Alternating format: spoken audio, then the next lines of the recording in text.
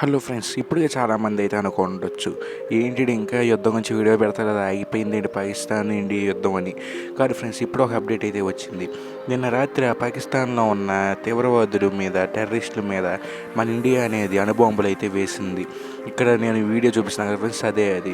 అయితే పాకిస్తాన్ వాళ్ళు అంటున్నారు, మేము మటుకి మిమ్మల్ని వదలం ఇండియన్స్ అని అంటున్నారు.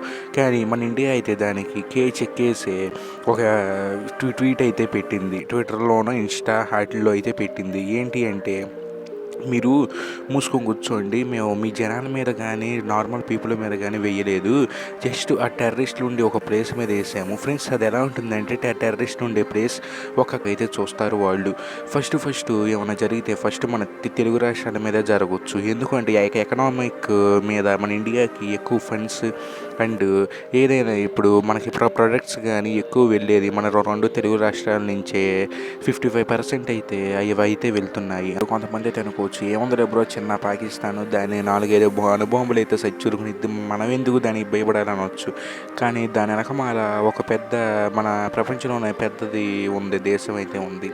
ఏంటి అంటే అదే చైనా మనకి డైరెక్ట్గా సపోర్ట్ అయితే చేయకపోయినా పాకిస్తాన్కి ఖచ్చితంగా ఇండైరెక్ట్గా అయితే సపోర్ట్ అయితే చేస్తుంది. మొన్నే ఏరోప్లైన్ అండ్ టెక్నాలజీ అయినవి పంపించింది. అయినా సరే వాళ్ళు ఏం పీకలేరని అయితే అనుకుంటున్నాను.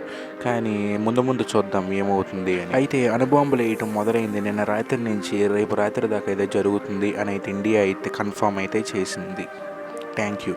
ఈ యుద్ధం మీద మీకు రోజు అప్డేట్లు కావాలి అంటే ప్లీజ్ ఫ్రెండ్స్, నా ఛానల్ని సబ్స్క్రైబ్ అయితే చేసి, లైక్ చేసి, ఈ వీడియోని మీకు నచ్చిన వాళ్ళకి అయితే షేర్ అయితే చేయండి.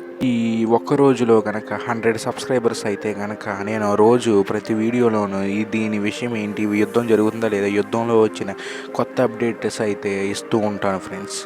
Thank you. ఇప్పుడు మనకి 93 సబ్స్క్రైబర్స్ అయితే ఉన్నారు. తొందరగా 100 అయితే చేయండి.